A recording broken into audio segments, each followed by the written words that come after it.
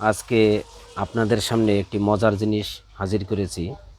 একটি সেন্সর, একটি চার্জার দিয়ে কিভাবে আপনি রিমোট চেক করতে পারবেন সেটাই আপনাদের মাঝে আজকে তুলে ধরব। কিভাবে আপনি রিমোট চেক করবেন।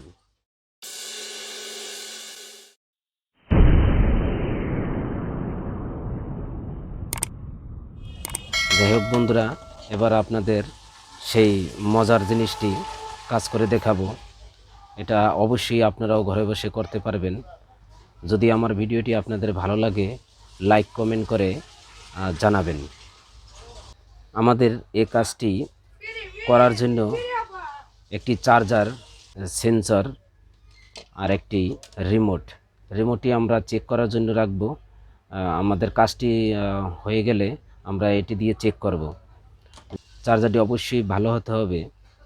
এর জন্য আমরা প্রথমে চার্জারটি চেক করে নিলাম। দেখুন বন্ধুরা, এটি পাওয়ার সিগন্যালটা পেল, তাহলে আমাদের চার্জারটি ঠিক আছে। বন্ধুরা, আমরা চার্জারটি খুলে নিচ্ছি। আমাদের এই তারটি প্রয়োজন হবে না, তার জন্য আমরা তারটি খুলে নিলাম। এই মেশিনটি থাকলেই চলবে। এবার আমরা এর জন্য একটি ইন্ডিকেটর বাতির দরকার ছিল, সেটি আমরা এই চার্জারে আছে, সেজন্য আমরা এটি আর নতুন নিলাম না। আমরা শুধু এই বাতি দিয়েই কাজ করব। আমাদের সেন্সার সম্বন্ধে কিছুটা ধারণা থাকা দরকার। আমাদের এখানে 3টি লেগ দেখতে পাচ্ছেন।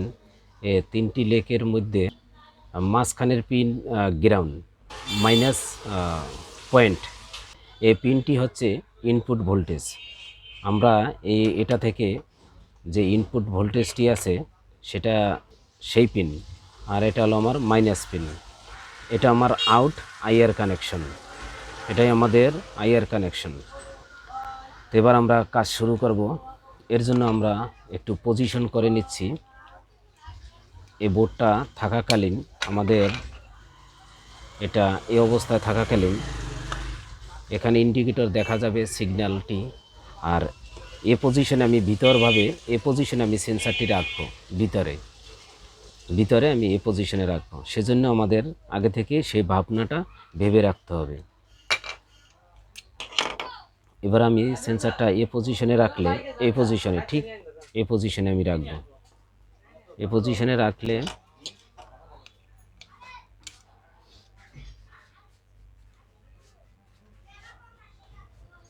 রাখতে হলে ভাঁজের আইডিয়াটি করে নিচ্ছি।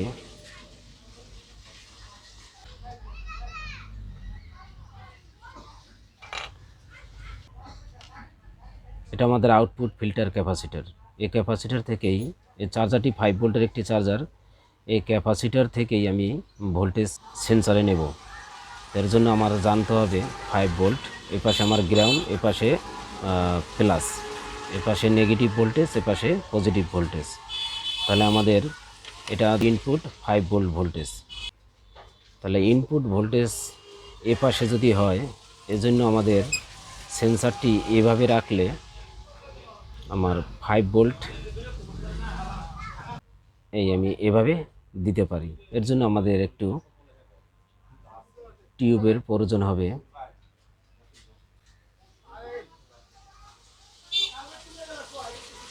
এটা আমি একটু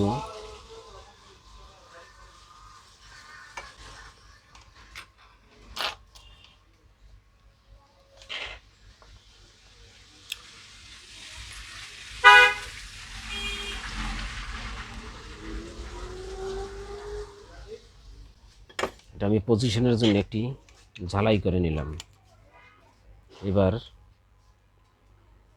দেখুন বন্ধুরা, এভাবে যদি দেওয়া হয় সেন্সারটি এভাবে থাকবে। আমি আর একটু নামিয়ে নিতে পারি। লেগটি আমরা কেটে নিচ্ছি। কেটে আমাদের এটা পজিটিভ ইনপুট কানেকশনটি হয়ে গেল।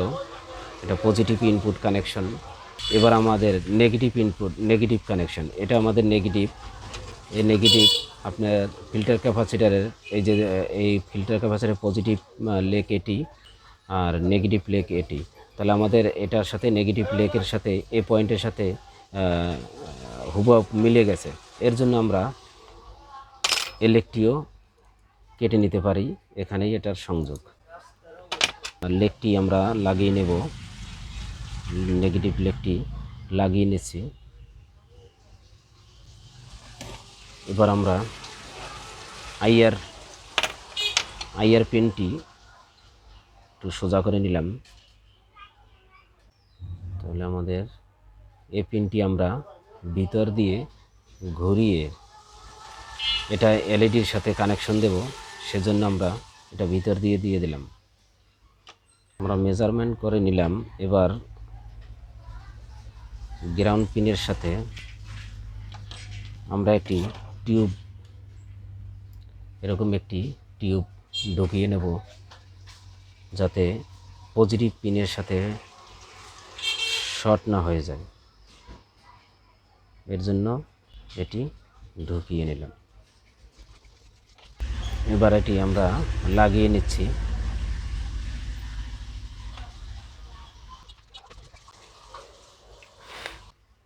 বন্ধুরা, আমাদের 5 ভোল্ট ইনপুট ভোল্টেজটি লাগানো হয়ে গেল, গ্রাউন্ড লাগানো হলো। এবার আইয়ের কানেকশনটি দিতে হবে। এর জন্য আমাদের এলইডি বাতিটির গ্রাউন্ড পিনটি খুলে নিলাম। গ্রাউন্ড পিনটি খুলে আমরা আইয়ের সাথে লাগিয়ে নেব। রাং ধরিয়ে নিলাম।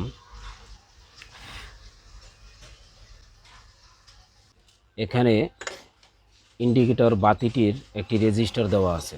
এই রেজিস্টারটি আমরা শর্ট করে দেব। এই রেজিস্টারটি আমাদের প্রয়োজন হবে না।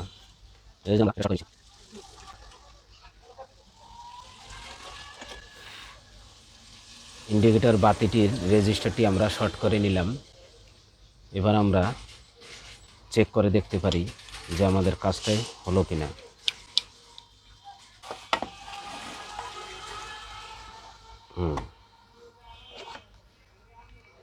ঠিক আছে বন্ধুরা, আমাদের কাজ সাকসেসফুল। দেখুন কত অল্প সময়ে একটি মাত্র সেন্সার দিয়ে আমাদের কি অসাধারণ একটি কাজ আমাদের হয়ে গেল। ওকে বন্ধুরা, যদি আমার ভিডিওটি আপনাদের ভালো লাগে অবশ্যই লাইক কমেন্ট করে জানাবেন। দেখুন কিভাবে এটা ফিটিং করা হলো। এখানে সেন্সারটি আমাদের যে তার কেবলটি বের হয়েছিল এখান দিয়ে, সেখানেই আমরা এই সেন্সারটি ব্যবহার করেছি এবং এলইডির কানেকশনটি আমরা এভাবে ঠিক দিয়েছি। বন্ধুরা দেখুন সেন্সারটি কত সুন্দর এই পজিশন থেকে দেখা যাচ্ছে। যদি আপনাদের এই কাজটি ভালো লাগে অবশ্যই আমার ভিডিওতে লাইক কমেন্ট করে জানাবেন। ওকে, সাকসেসফুল।